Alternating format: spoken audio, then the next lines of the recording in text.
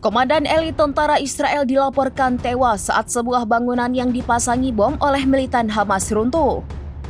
Insiden ini menandai kematian dari komandan militer Israel sejak ofensif besar diluncurkan akhir pekan lalu. Dikutip dari The Times of Israel, insiden itu terjadi di Gaza Selatan pada Rabu 21 Mei 2025. Di saat bersamaan, warga Gaza melaporkan sedikitnya 19 korban jiwa akibat serangan udara Zionis. IDF mengkonfirmasi bahwa korban lain merupakan sersan muda bernama Danilo Mokanu, 20 tahun. Korban gugur dalam pertempuran dengan perlawanan Palestina di Khan Younis. Area itu kini menjadi pusat pertempuran sengit dalam kampanye militer terbaru Israel. Menurut penyelidikan, Mokanu tewas akibat ledakan bom yang ditanam oleh kelompok perlawanan Palestina di sebuah bangunan. Ia masuk ke gedung bersama seorang prajurit lain setelah pemeriksaan awal menggunakan drone dan anjing pelacak. Ketika mencapai lantai atas, bom meledak dan menyebabkan seluruh bangunan runtuh. Adapun proses evakuasi jenazah dari reruntuhan memakan waktu yang lama. Sementara itu, prajurit kedua berhasil diselamatkan lebih cepat dengan luka ringan.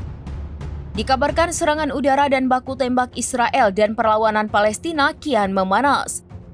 Meski demikian, tekanan internasional kian meningkat agar Israel menghentikan serangan dan membuka jalur bantuan kemanusiaan ke Gaza.